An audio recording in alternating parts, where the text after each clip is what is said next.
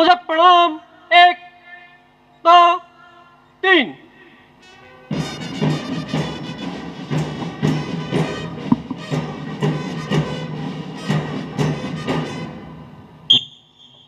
नमस्ते सदा वत्सले मातृभूमे,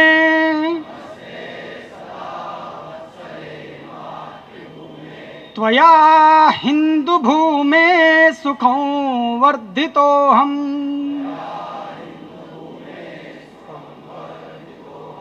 महामंगले पुण्यभूमे त्वदर्थे,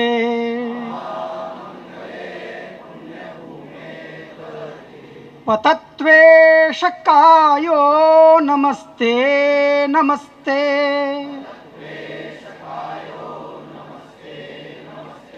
प्रभो शक्तिमन् हिन्दुराष्ट्राङ्गभूता,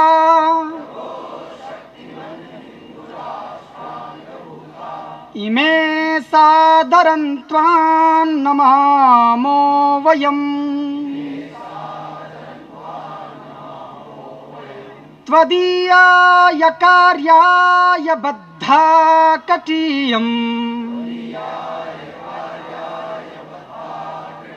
शुभामाशिषं देहि तत्पूर्तये।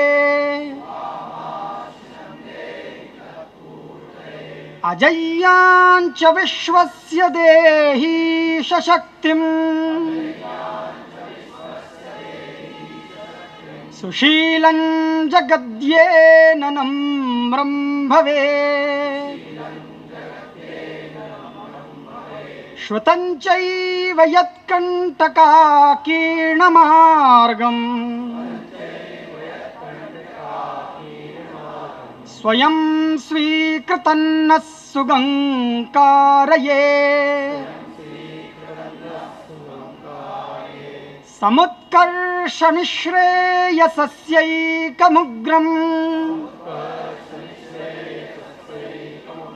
परं साधनं नाम वीरव्रतम्। तदन्तस्फुरत्वक्षया ध्येयनिष्ठा, हृदन्त प्रजागर्तु तीव्रानिशम्। विजेत्री च नः संहता कार्यशक्तिर्, विधायास्य धर्मस्य संरक्षणम्। परं वै भवन्नेतुमेतत्स्वराष्ट्रम्, समर्था भवत्वाशिषा ते भृशम्। भारत माता की जय।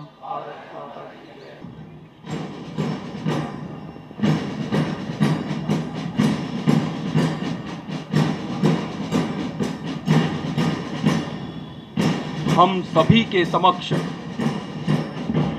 ध्वज की मान वंदना।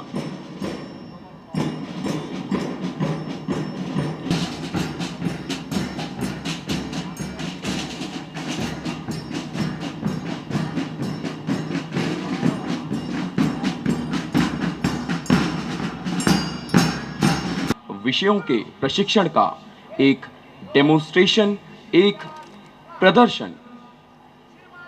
दंड हमारी भारतीय परंपरा में दंड का एक अत्यधिक प्राचीन शस्त्र माना गया है, जो मुख्यतः सभी घरों में मिलता ही है।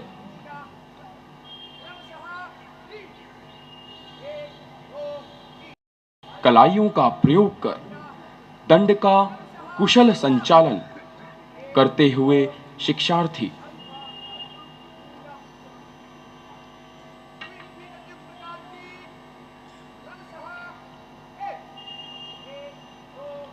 अलग अलग दिशाओं में मार लगाना, गति से मुड़ना,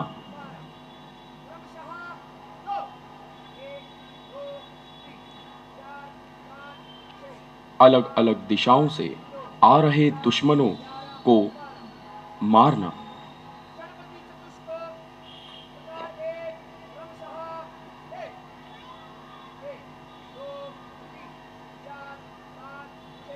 ऐसी परिस्थिति जब चारों दिशाओं से शत्रु उनसे युद्ध करना।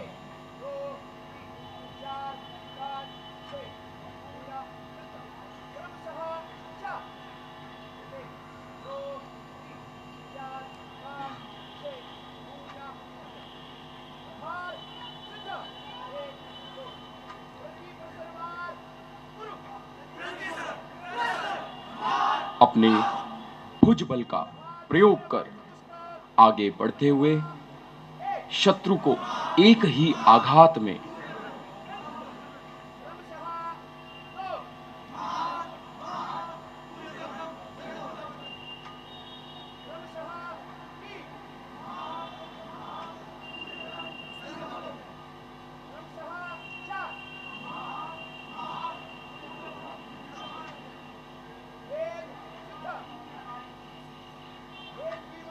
शरीर के मर्म स्थल यानी सूर्य चक्र पर आघात लगा करके एक ही आघात में शत्रु को मार गिराना।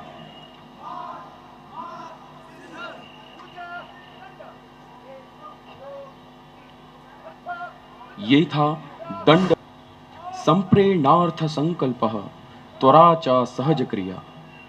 स्वयं प्रेरणा से संकल्प लेते हुए और विद्युत की गति से वार करना, घात करना, सहज क्रिया। इतना अभ्यास एक ही क्रिया का कर लेना कि वो अपने शरीर को सहज रूप से आने लगे।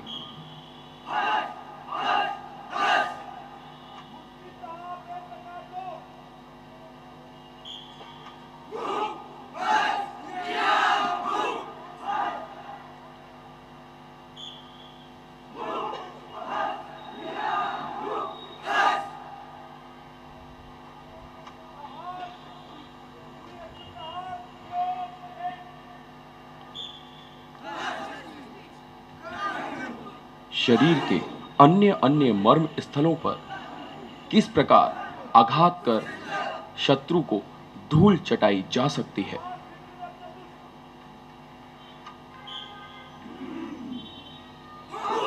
सिंह की तरह आगे बढ़ते हुए अपनी भुजाओं का पूरी तरह से प्रयोग कर एक ही वज्र आघात से शत्रु को धूल चटा देना, मार गिरा देना।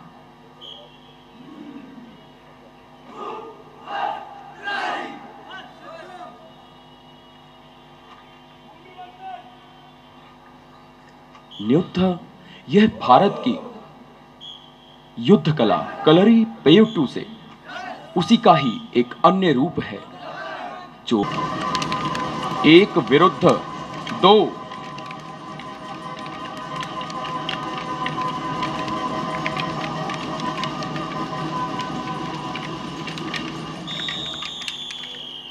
अब एक विरुद्ध अनेक कैसे एक अनेकों शत्रुओं को मारने का साहस रखता है।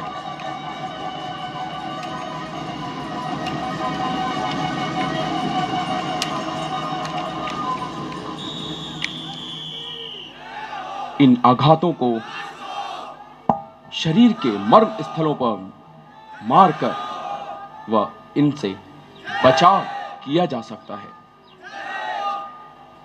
अधर्म पर धर्म की विजय और सत्य पर सत्य की विजय हो, यष्टि ऐसा भाव मन में लेकर आगे बढ़ते हुए आगे भी पीछे भी यदि शत्रु हो तो किस प्रकार उससे लड़ा जा सकता है, इसका एक छोटा सा प्रदर्शन।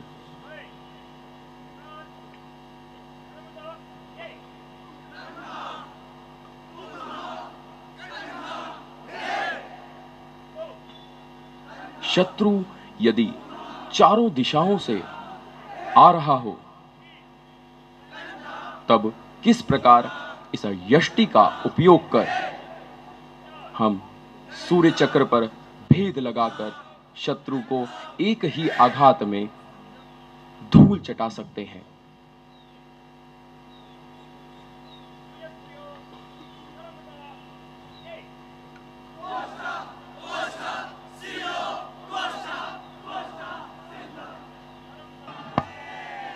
कहते हैं कार्य सिद्धि का प्रथम गुण उत्साह ही है। संघ में खेलों के माध्यम से संस्कार दिया जाता है। खेलों से गुण निर्माण, गुण से व्यक्ति निर्माण और व्यक्ति से राष्ट्र निर्माण की ओर ले जाता हुआ यह विषय।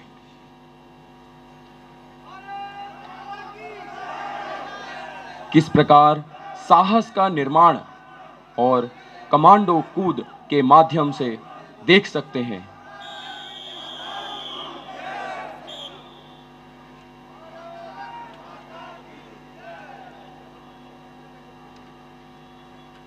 शरीर की सिद्धता, शरीर का संतुलन और टीम कोऑर्डिनेशन, हम यह तीनों चीजें यहां खेल में देख सकते हैं। एक परिचय संगठन में शक्ति है, इस खेल के माध्यम से देते हुए सभी शिक्षार्थी।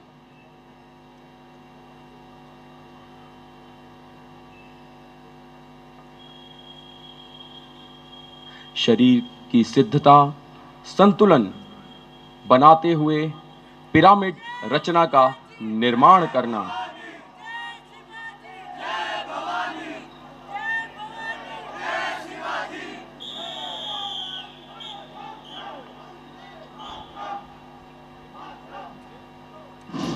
तो ये था खेल का प्रदर्शन। घोष, घोष।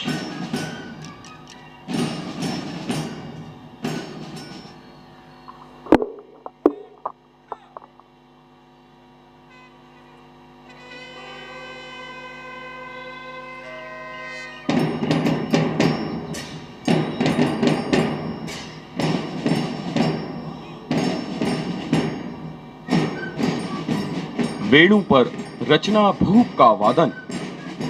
यह रचना भूप राग पर आधारित है और एक नई व्यूह रचना का निर्माण वादन करते हुए शिक्षार्थियों ने किया।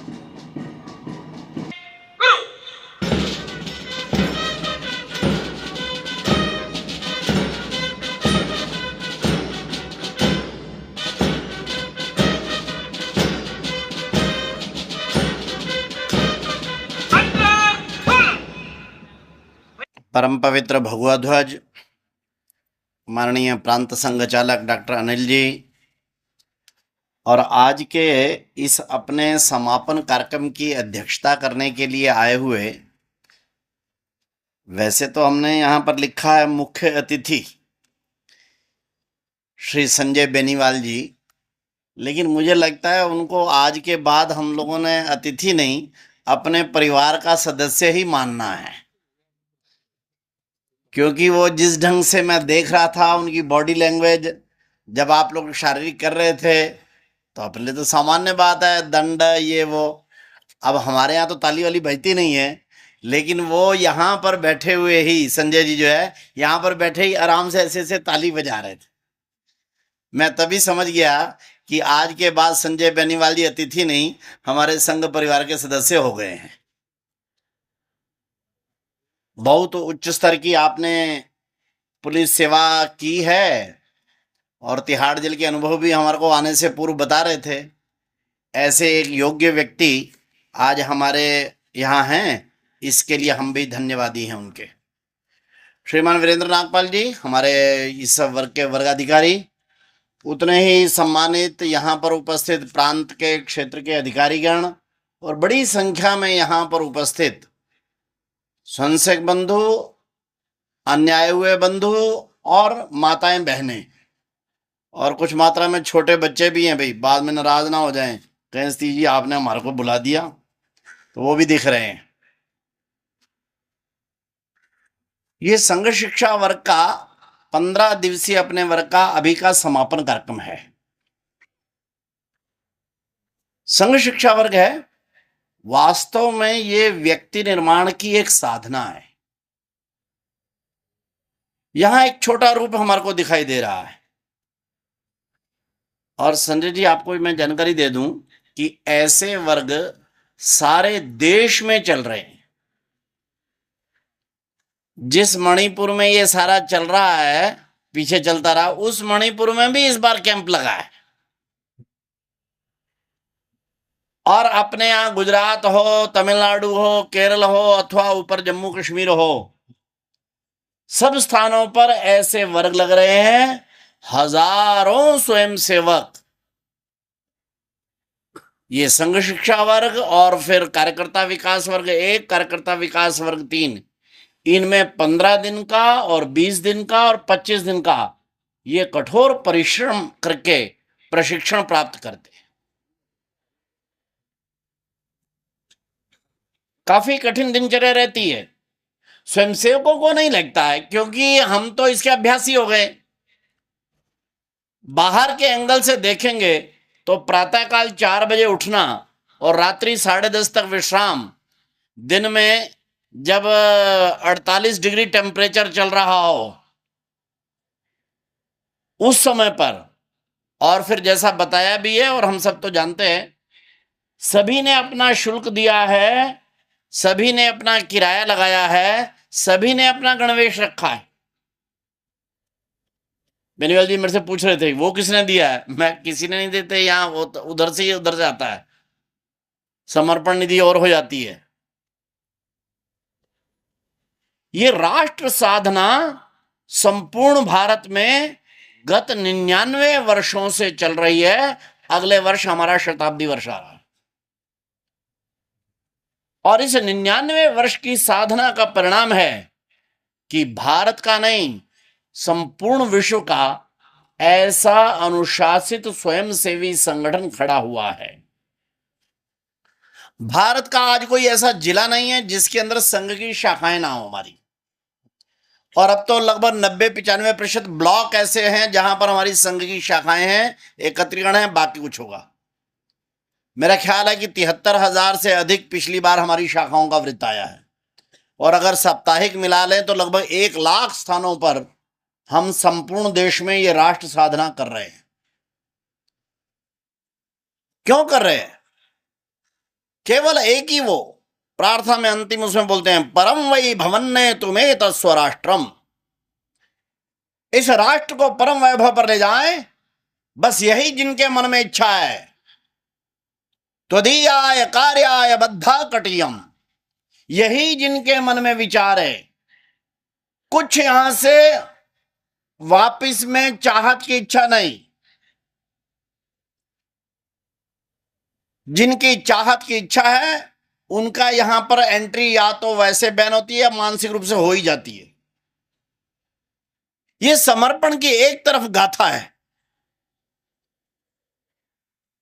विश्व के इतिहास में भी कहीं ऐसी साधना होती होगी जैसे यहां हो रही है, कह नहीं सकता, मैं कोई इतिहास का बहुत वेता तो नहीं हूं, किंतु हां यह निश्चित है कि इस समय पर तो भारत में सहित विश्व भर में इस प्रकार का योग्य, देशभक्ति से भरपूर, अनुशासन से भरपूर, समर्पण से भरपूर ऐसा वर्गों का क्रम और उसके परिणाम स्वरूप ऐसा एक व्यापक कार्यकर्ताओं का नेटवर्क किसी और को उपलब्ध नहीं।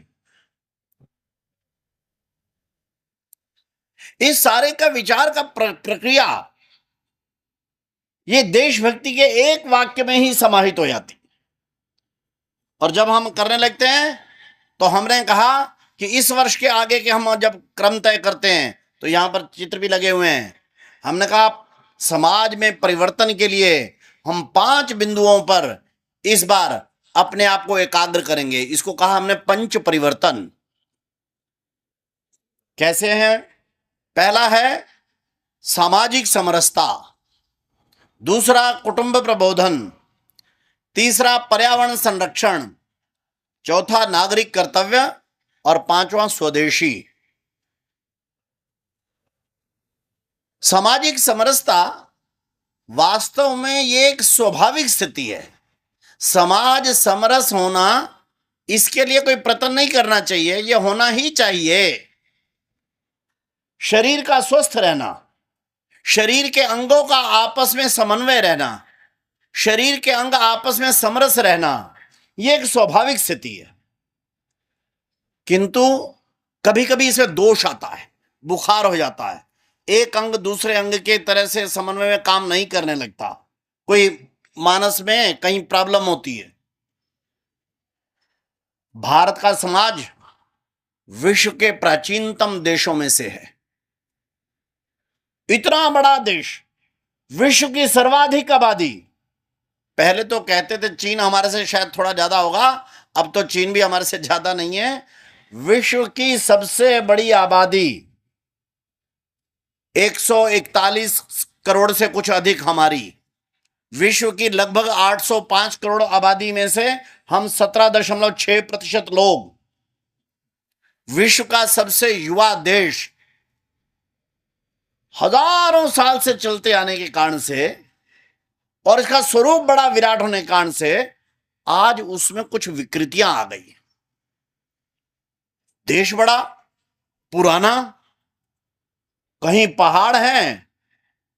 मैं अभी लद्दाख उधर अपने कार्यकर्ता होकर आए, जम्मू कश्मीर लद्दाख के इतने ऊंचे पहाड़ हैं, तो नीचे दक्षिण में हमारे समुद्र की सारे प्रांत हमारे समुद्र से लगते हुए, उधर मणिपुर और इम्फाल और त्रिपुरा के उधर के प्रांत और इधर गुजरात का इलाका, विभिन्न बोलियां, विभिन्न वेशभूषाएं। हमारी ये विभिन्नता है, हमारी अनेकता है, ये हमारी सुंदरता है। किंतु उस सुंदरता को, उस अनेकता को कुछ कारण से, कुछ हमारी आंतरिक कमजोरी, कुछ बाहर के समाज के हमारे शत्रुओं की कार्रवाई कि समाज में विभेद उत्पन्न हो गए। वास्तव में विभेद नहीं है। उत्तर के लोग गोरे हैं, दक्षिण के लोग काले हैं, ये भेद का विषय है क्या? ना, हमारी भाषाएं अलग अलग हैं, लेकिन भाषाओं के पीछे का भाव एक है। मतपंथ अलग अलग हैं, लेकिन हमारा धर्म, हमारा ईश्वर ये एक है, उसमें कोई प्रकार नहीं। खाने पीने के व्यंजन में थोड़ा फर्क हो सकता है। मैं दक्षिण भारत जाता हूं तो इडली डोसा के अलावा रोटी मिलनी मुश्किल हो जाती है, और हमारे सुंदरम जी जो आते हैं तो वो आके हमारे को कहते हैं सतीश जी मुझे पंजाबी रोटी खिला दो, कहीं मैं यहां पर आया हूं। यहां उनको चावल तो बड़े सामान्य लगते। तो अलग अलग प्रदेशों में अलग अलग वेशभूषा, अलग अलग खान पान, अलग अलग बोलियां, अलग अलग रीति रिवाज, लेकिन उसके अंतरंग का भाव एक है।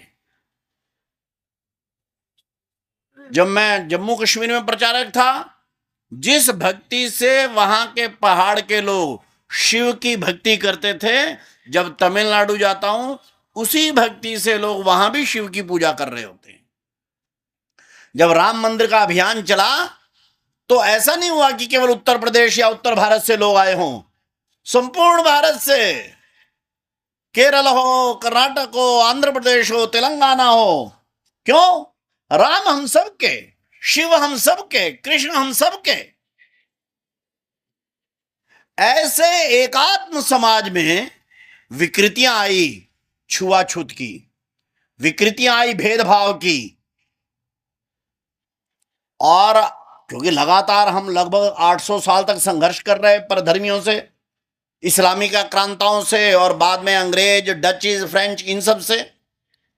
स्वाभाविक है जब आप लगातार लड़ रहे हैं तो उस समय पर कुछ घाव होने, कुछ विकृतियां होनी हो ही जाती हैं। उसमें से ये उत्पन्न हुआ कि ये जाति बड़ी, ये जाति छोटी, ये क्या नाम ऊंच, ये नीच। अपने ही घर के लोगों को ये कैसी विकृति आई? किंतु आ गई। हालांकि जैसे ही ये विकृतियां आई, हमने अपनी इंटरनल इसकी केयरिंग करनी शुरू की।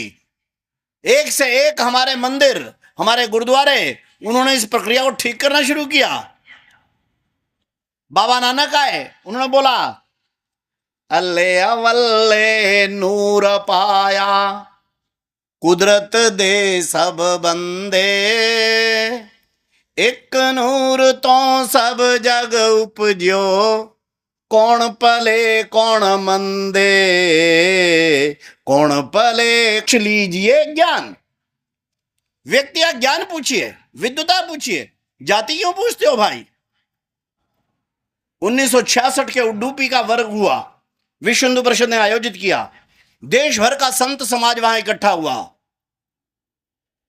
देश भर के साधु संत, श्रेष्ठतम समाज के अगुआ, उन्होंने एक साथ वहां घोषणा की, हिंदवा सहोदरा सर्वे, ना हिंदू पतितो भवेत। हिंदवा सहोदरा सर्वे, सभी हिंदू एक भाई जैसे होते हैं, ना हिंदू पतितो भवेत, कोई हिंदू पतित नहीं होता, छोटा बड़ा नहीं होता। कैसा हिसाब तब है? राष्ट्रीय स्वयंसेवक संघ के तृतीय सरसंघ चालक परम पूजनीय बाला साहब देवरस, उन्होंने और आगे बढ़कर घोषणा की, यदि भारत में छुआछूत पाप नहीं है, भारत में या दुनिया में छुआछूत पाप नहीं है, तो कुछ भी पाप नहीं है। यानी कितना बड़ा पाप है ये। अपने महापुरुषों के ऐसे सतत प्रयत्नों के कारण से आज देश में फिर से सामाजिक समरसता का एक वातावरण बन रहा है। कुछ टेक्नोलॉजी का आविष्कार हो गया, कुछ विकास की प्रक्रियाएं हो गई। आज जो सामाजिक समरसता का कोई कहता भी है कि गड़बड़ है, तो शुद्ध पॉलिटिक्स है, और वो स्वार्थी कारणों से कुछ वैचारिक विरोधी ये फैलाते हैं। अन्यथा वास्तव में समाज ने अपनी इस कुरीति पर विजय प्राप्त कर ली है। आज जब मैं मेट्रो में जाता हूं या रेलगाड़ी में जाता हूं या हवाई जहाज में जाता हूं, कोई ये नहीं पूछता अरे भाई साहब आपकी जाति क्या है, आप बड़ी जात के हैं ऊंची जात के हैं। कोई मंदिर है, हमारे यहाँ कार्यालय स्वदेशी का कार्यालय साथ में मंदिर है, मैंने नहीं देखा, हालांकि मुझे मालूम है कोई 3-4 बंधुओं के बारे में कि वो अनुसूचित जाति वर्ग के हैं। मेरे को आज तक कभी 12 साल हो गए, कभी देखा नहीं किसी ने उनसे पूछा अरे आप भाई साहब आप कौन सी जाति के हैं। भारत ने, हिंदू समाज ने अपनी इस बीमारी पर वास्तव में विजय प्राप्त कर ली है, और जो कुछ छोटा मोटा बचा भी है तो इस प्रक्रिया में धीरे धीरे करके आ जाएगा। 300 साल का प्रॉब्लम है, उसको ठीक करने में थोड़ा समय लग रहा है, लेकिन उसके बारे में फिर भी जो बोलते हैं तो वास्तव में पॉलिटिकल कारण से बोलते हैं, उनसे हमारे को सावधान भी रहना होगा। दूसरा विषय हमने कहा कुटुंब प्रबोधन का। भारत की परिवार व्यवस्था यह विश्व की सर्वोत्तम परिवार व्यवस्था मानी जाती। वैसे तो परिवार जो है ये प्राकृतिक व्यवस्था है। मैं परसों अपने कार्यालय पर खड़ा था आरकेपुरम के पीछे, मैंने देखा एक बिल्ली अपने 2 बच्चों को एक एक को उठा के वहां ले जा रही है। मैं कहा इस बिल्ली को भी अपने दोनों बच्चों की चिंता है। ये बिल्ली मां है, 2 उसके बच्चे हैं। ये परिवार की प्रारंभिक प्रक्रिया इस जीव में भी है। आप गाय के खड़ी और उसके बछड़े को जरा छेड़ दीजिए, देखिए गाय वैसे मारती नहीं, लेकिन बछड़े को छेड़ा तो गाय जरूर मारेगी आपको। ये प्राकृतिक व्यवस्था है, ये श्रेष्ठ है, होनी चाहिए। हमारे को इस बात का गर्व है कि विश्व के 200 देशों में, यूरोप हो, अमेरिका हो, एशियन बाकी कंट्रीज हो, चाइना हो, जापान हो, कोई भी हो, अगर परिवार व्यवस्था, कुटुंब व्यवस्था कहीं पर सबसे मजबूत है तो भारत में। माता पिता के प्रति दृष्टिकोण, दादा दादी के प्रति दृष्टिकोण, बहुत तो नहीं करता हूं, एक छोटा प्रसंग पुराना जरूर सुनाता हूं। सर आशुतोष मुखर्जी, पंडित श्यामा प्रसाद मुखर्जी, जिनका 6 जुलाई को जन्मदिन आने वाला है, उनके पिताजी भारत के श्रेष्ठतम व्यक्तियों में से, उनको सर की उपाधि उस समय मिली। वे 34 वर्ष की आयु में कलकत्ता विश्वविद्यालय के कुलपति बने, 2 बार कुलपति रहे, चीफ जस्टिस ऑफ इंडिया बने इतनी छोटी उम्र में। गवर्नर ऑफ इंडिया के साथ उनको दोस्ती थी, बैडमिंटन उसके साथ खेलता था। केवल एक भारत का व्यक्ति थे जिसके अंदर गवर्नर, क्या नाम है उस समय का, अंग्रेजों का गवर्नर, बैडमिंटन खेल के उसको दोस्त मानता था। एक दिन उसने कहा गवर्नर जनरल ने, मिस्टर आशुतोष, हाँ, there is meeting in the London, I have to go, some cabinet issues I have to discuss, you have to go with me. तुम्हारे को मेरे के साथ चलना पड़ेगा, मेरा अपना ही विमान जाने वाला है महारानी विक्टोरिया के साथ। मैं चाहता हूं कि तेरे को मैं इंट्रोड्यूस कराऊं, मैं महारानी को बताऊं कि देखो भारत में भी कैसे टॉप ब्रेन है। तो इन्होंने कहा हाँ okay fine, you have invited me, मुझे बुलाया है, बट लंदन जाना है। उन्होंने कहा हाँ लंदन जाना है, ठीक है देखते हैं, थोड़ी प्रॉब्लम तो होगी। What problem? प्रॉब्लम क्या होगी? आई एम गवर्नर जनरल, मैं तुम्हारे को लेकर जाऊंगा, मैं खुद इनवाइट कर रहा हूं, प्रॉब्लम क्या होगी? उन्होंने कहा नहीं प्रॉब्लम वैसी नहीं है, प्रॉब्लम ऐसा है मुझे जरा माँ से पूछना पड़ेगा और इसलिए थोड़ी प्रॉब्लम है। कि माँ से पूछना पड़ेगा? देन उन्होंने कहा हमारे उसमें माँ का वो है, तो माँ हो सकता है इनकार कर दे। कि माँ क्यों इनकार करेगी? क्या हमारे धर्म में ऐसा माना जाता है कि समुद्र पार करना दोष है।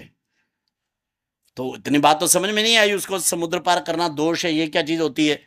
उन्होंने कहा अरे लेकिन तुम्हारी मदर कितनी बड़ी है? तो उन्होंने कहा नहीं पढ़ी बुढ़ी का सवाल नहीं है, वो मेरी माँ है, इसमें क्या बात है। ना नहीं कितनी पढ़ी है? उन्होंने कहा नहीं पढ़ी बुढ़ी ज्यादा नहीं हो, 5-7 जमात पास होगी।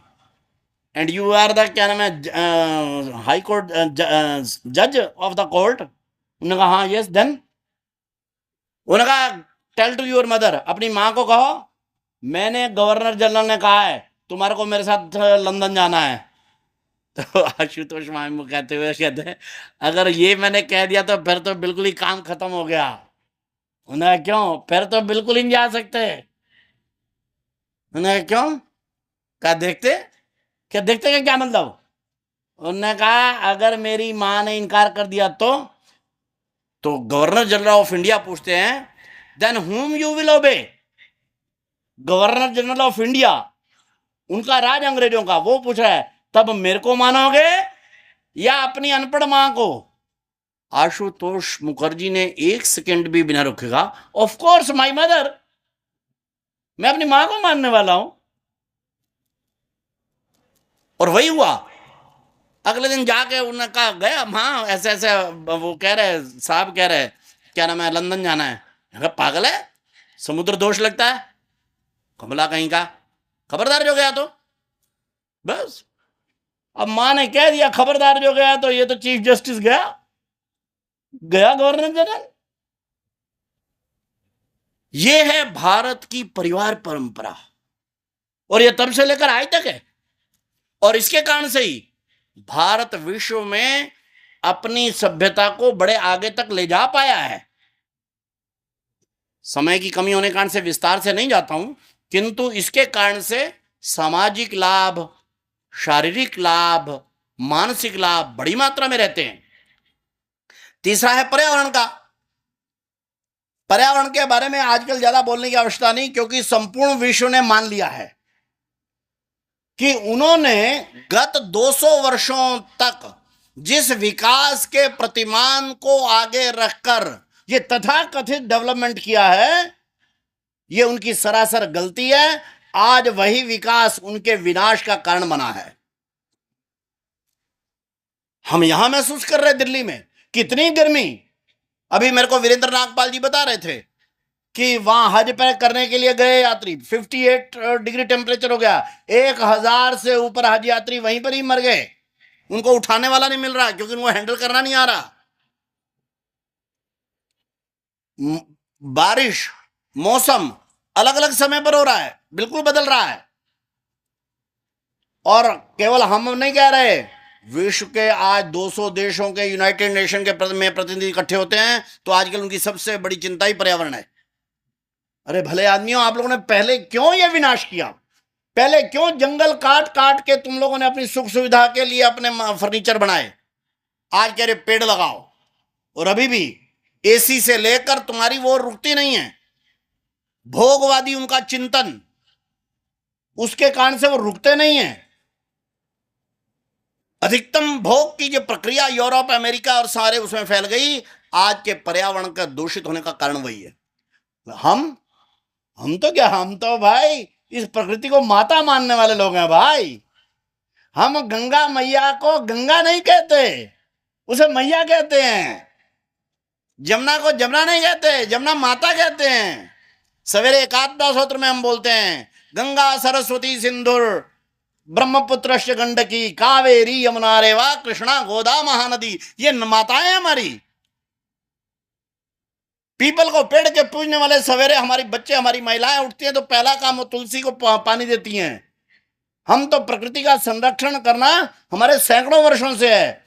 हमने जब विकास का मॉडल अपनाया, 1500 साल तक भारत विश्व की सबसे बड़ी अर्थव्यवस्था रहा, हमारे को पर्यावरण का संकट नहीं आया। तुम 70 साल केवल क्या नाम है विकास किए और विश्व को जो है आपने पर्यावरण के संकट में डाल दिया। क्या मॉडल है आपका? अब कहते हो पेड़ लगाओ। अभी भी आपको पूरी तरह से अकल नहीं है इन विश्व के देशों को। जो कमिटमेंट करते हैं COP2 में है, कोपेनहेगन में किया, उसको कमिटमेंट पूरा नहीं करते। लेकिन हम भारत के लोग, हम उनके कारण से नहीं, क्योंकि हमारा चिंतन तो हजारों साल का ऐसा है। इसलिए इस धरती को गंदा नहीं करना, इन नदियों को गंदा नहीं करना, पेड़ अधिकतम लगाना ही लगाना, ऊर्जा उत्सर्जन बहुत अधिक नहीं करना, जितना करना उससे अधिक पेड़ की व्यवस्था करना, जल संरक्षण करना। इसलिए अगर कहीं लाइट ज्यादा जल रही है तो अपने अधिकारी तुरंत नाराज होते हैं, क्यों अधिक जलाई भाई? कहीं पानी अगर ज्यादा बह गया तुरंत उसको बंद करना। हिसाब किताब यहां पर बताया गया कि यहां पूरे वर्ग में इस बात का ध्यान रखा गया कि सिंगल यूज प्लास्टिक ये नहीं होना चाहिए। ये ठीक बात है। ये छोटी छोटी व्यवहारिक चीजें अगर हम सब रखेंगे तो अपने पर्यावरण को संरक्षित करने में हम अपनी भूमिका निभा सकेंगे। एक विषय आजकल विकसित हम कर रहे हैं, नागरिक कर्तव्य का। अधिकारों की बात तो सब जगह होती है। देश जब आजाद हुआ तब से लेकर आज तक हर कोई अपने अपने अधिकारों की बात कर रहा है, कर्तव्यों की बात तो हुई नहीं। संयोग से संविधान में भी नहीं आई। संविधान में आई 1977-76 के आसपास, जब 11 कर्तव्य जोड़े गए इसमें अपने इस प्रक्रिया में। और वो 11 कर्तव्य कैसे हैं?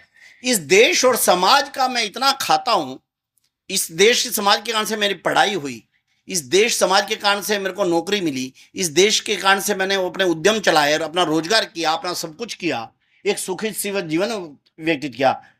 इसके प्रति मेरा कोई कर्तव्य नहीं। बहुत छोटी छोटी बातों में कोई पैसा नहीं लगना है। पैसा भी जहां पर वह है वहां क्यों करना? अनेक बंधु टैक्स करने के बाद जो टैक्स है उसको नहीं जमा कराते, क्यों? मैं लुधियाना में था, एक कार्यकर्ता मेरे को कहने लगा कि सतीश जी मैं तो छोटा कारीगर हूं, ये जो है मेरे ऊपर भी वैट, उन दिनों में वैट था, मैं वहां सहप्रांत कर था, उन दिनों की बात है, ये मेरे पे भी वैट थोड़ी लगना चाहिए, मेरे को तो वैट से बचाओ। अब मैंने कहा तुम वैट से क्यों बचना चाहते हो? क्या लगे ये बड़े बड़े लोगों का काम है, हम छोटे लोगों का काम थोड़ी है।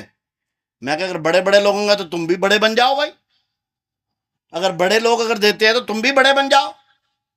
लेकिन प्रमुख बात क्या है, तुम्हारा अगर बिजनेस अब बढ़ना शुरू हुआ है तो तुम्हारे को टैक्स देना ही चाहिए, टैक्स की प्रक्रिया को समझना चाहिए, टैक्स की प्रक्रिया से डरना नहीं चाहिए।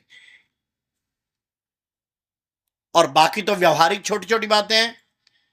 जब हम सड़क पर जा रहे हैं तो हेलमेट लगाना, ये पुलिस के कारण से नहीं, अगर लगा कि ये पुलिस वाला नहीं खड़ा है चालान नहीं होगा, हम कहते हैं अरे छोड़ क्या हेलमेट, यार बड़ा दुखी किया इसने, आज पहले दिन तो जरा बिना हेलमेट के घूम ले। क्यों भाई? हेलमेट ये अपने सिर की सुरक्षा के लिए है, या कहें कि नियम के लिए है, या उस पुलिस वाले के लिए है? छोटी सी बात है। मैं चंडीगढ़ में चला तो मेरे वो कार्यकर्ता वो कहने लगा सतीश जी, हाँ मेरे को बड़ा अच्छा लगा सतीश जी, वो मैंने सोचा स्टार्ट ही नहीं कर रहा, कह पहले सीट बेल्ट लगाओ। मैं कुछ बात कर रहा था मोबाइल पे, थोड़ा ध्यान नहीं किया मैंने, कहा सतीश जी, मैं कहा अरे गाड़ी क्यों नहीं चलाता, थोड़ा मैंने गुस्से में कह दिया। तो उसने कहा सतीश जी पहले बेल्ट लगाओ तब गाड़ी चलाऊंगा। तो मैंने बेल्ट लगाई और बाद में उसको शाबाशी दी।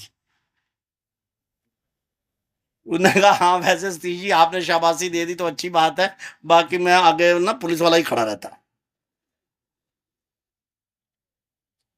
लेकिन अच्छी बात है ना कि कार्यकर्ता ने गाड़ी स्टार्ट बाद में की, पहले कहा मुझे कि आप बेल्ट लगाइए, उसने तो खैर लगाई थी। ये नागरिक कर्तव्य की छोटी छोटी बातें हैं। हम जा रहे हैं अपना कहीं तो भी अपना कोई वो खाया या बच्चे के लिए कोई चिप्स वगैरह का लिया, वहीं का वहीं फेंक देते हैं। क्यों भाई? गली में कूड़ा फैल जाए, सड़क पे कूड़ा फैल जाए, हमारा कोई काम नहीं? क्या सफाई कर्मचारी और कारपोरेशन वालों का काम है? ये सहज कर्तव्यों की बात है। देश समाज पे कोई विपत्ति आई, कोई एक्सीडेंट हो गया, कुछ हो गया, उस समय पर आप वहां पर खड़े हो गए, ये नागरिक कर्तव्यों में से आता है। नागरिक कर्तव्य ये कानून नहीं है, ये भावना है, ये अपने अंदर से आती है, ये इनसाइड आउट है। ये बाहर का कानून आप पे लादा ये नहीं है, अंदर से है। मेरी भावना है क्या, इस देश और समाज को भी मैं अपने परिवार जैसा समझता हूं क्या, अपने घर जैसा समझता हूं क्या, ये प्रमुख बात है। और फिर स्वदेशी व्रत का पालन, उसकी तो आजकल चर्चा संपूर्ण देश में है। बी वोकल फॉर लोकल, तो हमारे देश के प्रधानमंत्री भी बोल रहे हैं। जितना हम स्थानीय खरीदेंगे उतना हम अपने देश का रोजगार और अपने देश की समृद्धि बढ़ाएंगे।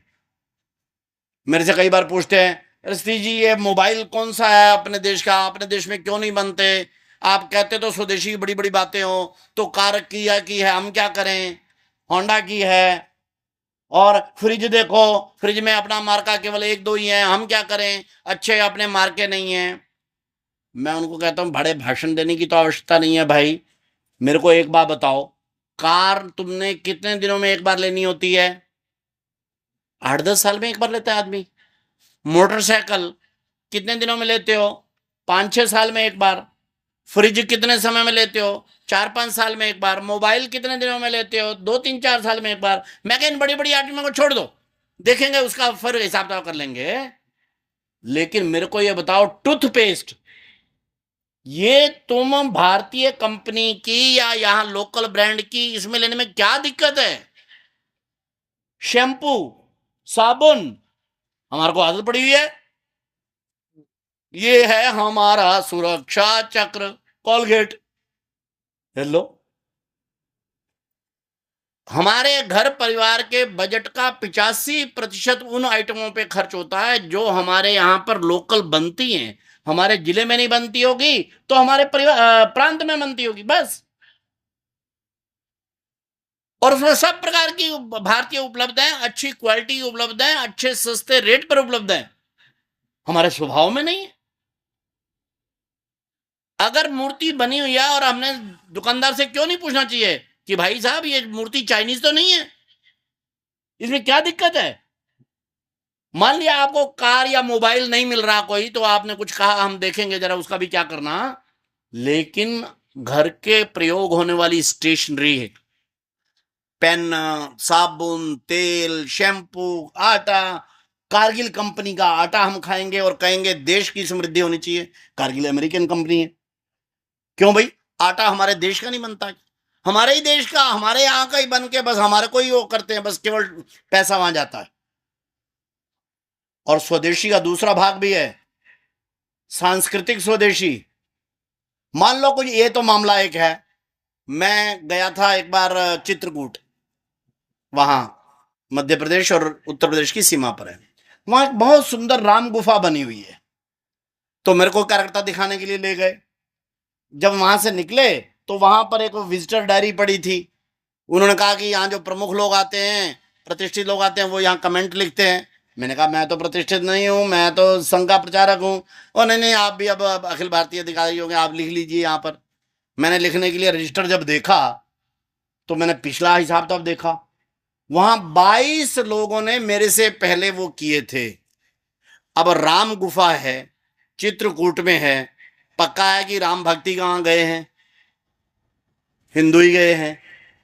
किंतु 22 में से मैंने देखा केवल 5 हस्ताक्षर हिंदी में थे, 17 हस्ताक्षर अंग्रेजी में कर रखे थे। क्यों भाई? क्यों नहीं हमारे को अपने हस्ताक्षर अपनी मातृभाषा में करने चाहिए? बच्चे का जन्मदिन मनाते हैं, मोमबत्तियां बुझाना ये हमारी संस्कृति नहीं है भाई। मोमबत्तियां जलाना या दिया जलाना ये हमारी संस्कृति है। वैसे आजकल बड़ी मात्रा में इसमें शुरू हो गए अपने लोग, मैं देखता हूं कि आजकल दिया जलाकर और मिठाई बांट के और अपने लोकल नृत्य वगैरह करते हुए करते हैं। अभी काफी पहले से तो फर्क आ गया है, लेकिन इसको ध्यान करना। तो ऐसे हम 5 अगर इन व्रतों का पालन करते हैं, सामाजिक समरसता, कुटुंब प्रबोधन, पर्यावरण संरक्षण, नागरिक कर्तव्य और स्वदेशी भाव जागरण, तो हम देखेंगे कि अपना देश और समाज के परिवर्तन में मेरी भी कुछ ना कुछ भूमिका होगी। और सेवा करना, समाज में एक सकारात्मक वातावरण के साथ आगे बढ़ना, यह हर एक नागरिक का कर्तव्य है ही है। स्वयं सेवा में तो अवश्य होना ही होना चाहिए। जरा ध्यान करना, आज भारत तेजी से प्रगति कर रहा है। स्वयं से अपना सेवा भाव रखें, स्वयं से सक्रिय रहें, सकारात्मक दृष्टि से रहें, तो देखिए कैसा परिवर्तन होता है। आज हमारे सेवा कार्य, जरा ध्यान करना, दिल्ली की बस्तियों से लेकर और त्रिपुरा के जंगलों तक चलते हैं। हमारी सेवा भारती हो या बनवासी कल्याण आश्रम या हमारी बाकी सब संगठन, एक एक का नाम नहीं ले रहा हूं।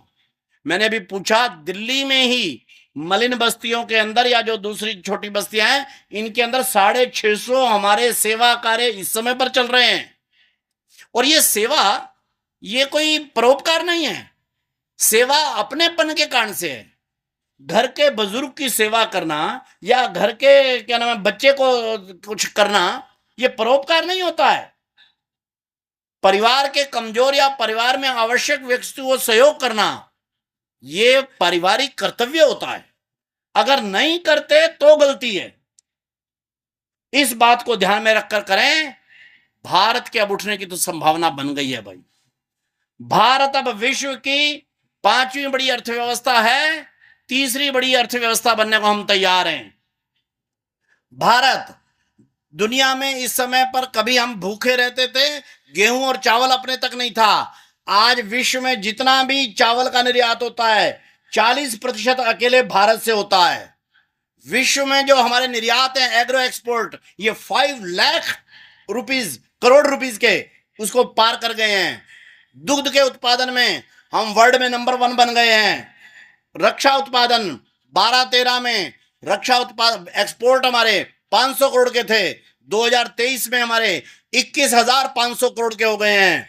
भारत इस समय पर विश्व के अंदर नेतृत्व करने की तैयारी में बड़ी भूमिका में उभर रहा है।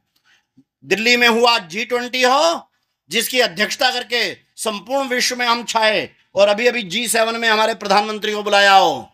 विश्व अब ये मानने लगा है, अगली शताब्दी, अगले 25-30 साल, जब भारत अपने 100 साल पूरे कर रहा होगा 2047 तक, तब विश्व का नेतृत्व ये भारत ही कर रहा होगा।